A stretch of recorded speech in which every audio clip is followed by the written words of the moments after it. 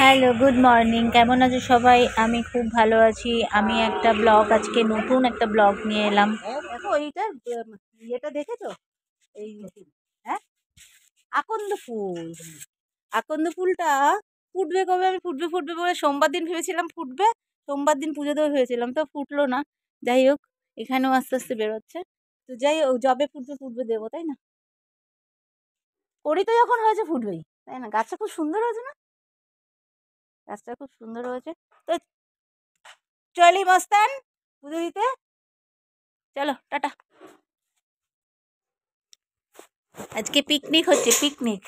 ছাদে রোদের মধ্যে, এত নিচে ঠান্ডা বাপরে, তাই ছাদে আজকে রান্না বান্না করছি। সবাই মিলে আজকে আমরা ছাদেই আছি। জনি জনি ওখানে বসা আছে। আর আমি আজকে রান্না করবো হচ্ছে ডিম, ডিম আর ডিম ভাত রান্না করব। ডাল ফ্রিজে আছে, সবজি আছে। তো ওই যে হাঁড়িতে ভাত বসিয়ে দিয়েছি, দেখো। আলু সেদ্ধ দিয়ে ভাত বসিয়েছি। বললো যে আজকে সকালবেলা ভাত খাবো সবাই আলু সিদ্ধ দিয়ে আর ডিমের অমলেট দিয়ে। এই হচ্ছে আমাদের মেনু। নিচে ডাল তরকারি আছে। তো ওই যে আরেকজন দেখেছে কত জামা কাপড় কেচেছি, কেচে মেলেছি, মেলে ভাবলাম যে আজকে আমি ওপরেই রান্নাবান্না করব। দেখো, এই যে এই পাশটাতে গাছগুলো আছে, আমি এখানটায় বসে বসে, এই যে দরজার সামনে ওই যে ঠাকুর ঘর ওটা, আর ওখান থেকে এসে এই জায়গাটায় বসে রান্না করছি। এখানে সমস্ত জামা কাপড়গুলো মেলে দেওয়া হয়েছে, কারণ এত রোদ পড়ছে মুখে, যার জন্য আমি কিছুই করতে পারছি না। মানে এত রোদ ভাল লাগে না সরাসরি। তো চলো আজকে পিকনিকের ব্রেকফাস্টটা কিরম হয় দেখা যাক। শুরুয়াতটা ভালো হলে সবই ভালো হয়। তো চলো। আমার তো রান্না বান্না মোটামুটি কমপ্লিট হয়ে গেছে, ব্রেকফাস্টও হয়ে গেছে। ও ওখানে বসে বসে পাঁপড় খাচ্ছে, আর ও খাচ্ছে পাঁপড়, ও খাচ্ছে, ওকে খাওয়াচ্ছে।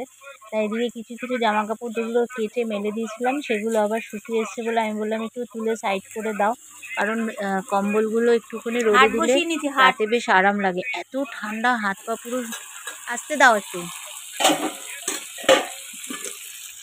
ভাত হয়ে গেছে, আলু সেদ্ধ হয়ে গেছে। কোথায় গেল আলু সেদ্ধটা? আলু সেদ্ধ হয়ে গেছে, এখানে রেখেছি। ভাত এখানে পুরোটাই আছে। আর নিচে ফ্রিজে ডাল আছে। আর এখানে আলু দিয়ে ডিম কষা করছি। এই স্টোভটা দারুণ, শুধু তেলটা থাকলে, বুঝলে, তেলটা থাকলে কতক্ষণ লাগলো বলো? হ্যাঁ, যদি কেরোসিন তেল থাকে তাহলে কিন্তু অনেক তাড়াতাড়ি হয়। স্টোভটা অনেক বড় স্টোভ। এই স্টোভগুলোর জন্য মনে আছে সেই ভোগ রান্না করতাম। হ্যাঁ, কি তুমি বলো, ঠিক কি না? মানে ঠাকুরের ভোগ রান্না করতাম, একটা একটা সিলিন্ডার, ছোট্ট একটা ওভেন, আর এটা দিয়েই পুরো ভোগ রান্না হয়ে যেত। এখন যেহেতু আর লাগে না ভোগের ওখানে, তার জন্য, মানে ভোগের জন্য লাগে না, মানে হয়ে যায় ওতেই, যার জন্য আমি এটা কাড়িয়ে নিয়েছি। আরও স্টোভ আছে দুটো, তো এটাই নামিয়ে নিলাম। এটা বেশ তাড়াতাড়ি হয়ে গেলো ঠাকুরের আশীর্বাদে। তো চলো রান্নাটা কমপ্লিট করে কথা বলছি। দেখো, আমি গাছগুলো করেছি, জনি এমন করেছে। ধনেপাতা, এটা হচ্ছে তোমার বিট, দেখো বিটের পাতা বেরিয়েছে কত বড় বড়, আর একটা বিট হ্যাঁ, গাছও হচ্ছে। গাছগুলো বেশ ভালো লাগে, তোমাদের সাথে সব সময় আমি শেয়ার করি, রোজ আমার শেয়ার করতে ভালো লাগে। এই লঙ্কাটা বড় হ্যাঁ, হয়েছে, এটা আমি রেখে। হ্যাঁ, তাই? বাহ, খুব সুন্দর। এগুলো সব কালকে ফুটবে, কাল মঙ্গলবার, আশা করছি কালকে ফুটবে। ওই দেখো কাঠবিড়ালি, দেখেছো? আয় আয় আয় আয় আয় আয় আয় আয়। তোকে ডাকিনি? দেখো আরেকজনের অবস্থা, দেখো আরেকজনের অবস্থা দেখো। ও মানে সারাক্ষণ শুধু এখানে আমাদের অ্যাকচুয়ালি বাড়ির সামনেটায় কাজ হচ্ছে, দেখতে পাচ্ছ?